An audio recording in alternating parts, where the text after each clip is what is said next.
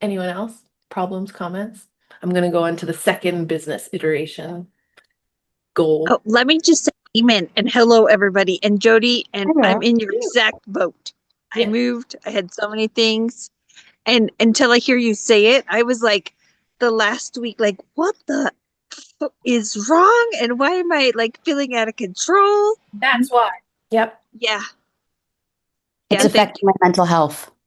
Well, It and really is. let's also look at the neurological levels of the mind when we're thinking about it, just to help you even more to become totally talked in. The upper neurological levels are the ones we work with in hypnosis, your identity, your values, things that, your relationship to God or the divine, all these like high level. But the lower level neurology is your behavior and your surroundings. Why does Mhm. Feng Shui actually work to help people's emotional regulation? It's because it's a neurological entry point. So your physical space is actually very much influencing your neurology, which means the way your brain functions. Mhm. So this isn't just like, oh, if it were orderly in my house, I would have order. Like, no, your identity is actually being built on that infrastructure. So it's legit. So you're right, Laura. Like, if there's chaos in the house, you are going to feel the chaos inside of it. Maybe you could hear exactly right now somebody working, and I don't know how to mute my mic I again. don't, but it's all Please. good. We know you're also having the good time in Mexico, so Sorry. you're having good experience of it.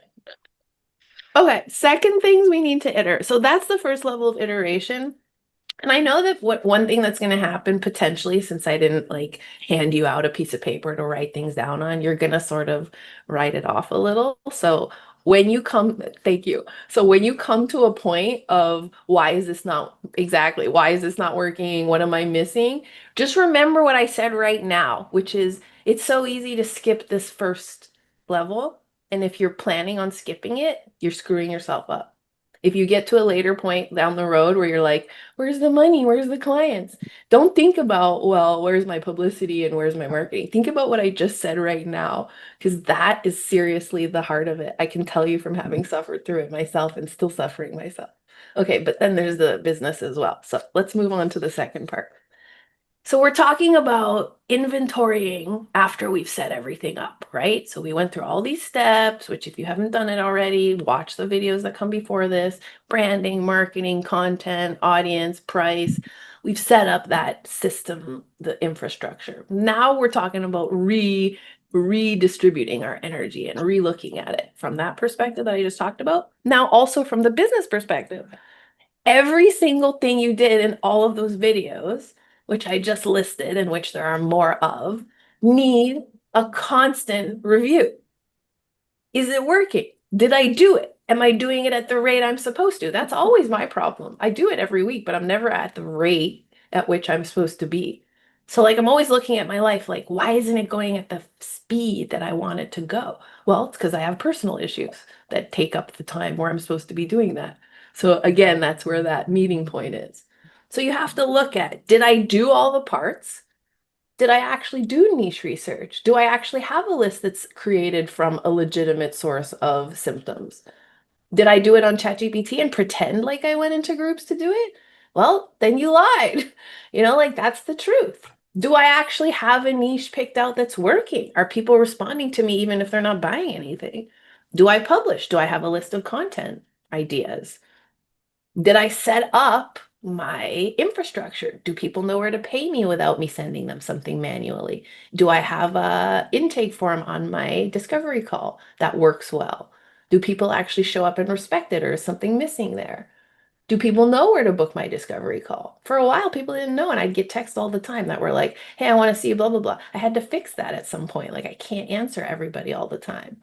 If somebody finds you on Google, is it a straight shot to get into your calendar or is it confusing? If you get a referral, what do you send the person? Somebody says, hey, I want to send you to a friend. Do you have a thing you send or do you just make it up? Do you have a welcome email once the person signs up so that you don't have to explain to them where to fill out your intake form and where to pay you? Do you have an intake form? Do you have a schedule that's easy to fill? Or do you sit there every time and think, okay, when are you free? If you're still doing that, then you don't know when you work. So there's so many pieces. Am I making the content? Am I publishing the content? Are people responding to the content? Does my content need um, subtitles? That took me a long time to figure out. Where do I get the subtitles from? How do I get it from one place to another with those additions? Is there a better way? Like for a while I used CapCut. It took me for fucking ever. I'd be sitting here forever. Now I just use Instagram for the captions and they're automatic. Then I can use that one on TikTok or recaption it. It's a lot faster than putting it through a third program. So these are just, and everyone's different. Everyone has a different facility with software. Everyone has a different computer, so I can't say like, here's the list. But what I can say is every single thing that I've already told you to do or that you've learned from Scott, look at it and ask yourself, is it working? Is it efficient? Is it fucked up? Do I have problems with this all the time? What are the sticking points where if I just faced it and did something with it instead of worrying about where my next $1,000 is coming from, would the whole thing run better? Because that's the thing, it always reaches a kind of threshold moment where the outer world tests the system and starts to push on the system, right? And what you don't want to have happen is once the pressure starts to come on the system, you feel behind or confused. So Mhm. as it grows, each customer, each two customers, look at it and be like, well, where is the touch point failing? What did I miss? What have I not actually fulfilled? What more research do I need? What more publications do I need? Is there a time of day where I should be publishing that I'm not? That's a huge one for me. I love my mornings. I'm such a morning like indulger, like I want to do this for myself and I like the sunshine and I like this. And then comes 9 o'clock and I don't have a freaking first post out between 6 and 9. That's when a lot of people look. So I'm always constantly mad at myself that I'm missing that. Well, next week I'm fixing that one. So that's what I'm kind of saying is where there are holes in your business. You know where you're lying. You know where you've pretended like you have something in place and you don't. Maybe you're moving from one business to another. I'm looking at some of my 102 clients who aren't able to come today, but who are watching this on video. Like, isn't it true that you're still using your old forms from your old business?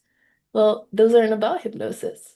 So I'm not talking to you right now, Jody. I'm talking to some of the other people. Mhm. But like, what's the deal? Like that doesn't make sense. It's putting you at liability. You need to update all that stuff. So I'm saying these are the two levels of iteration that we're going to go through next. Okay, questions on that?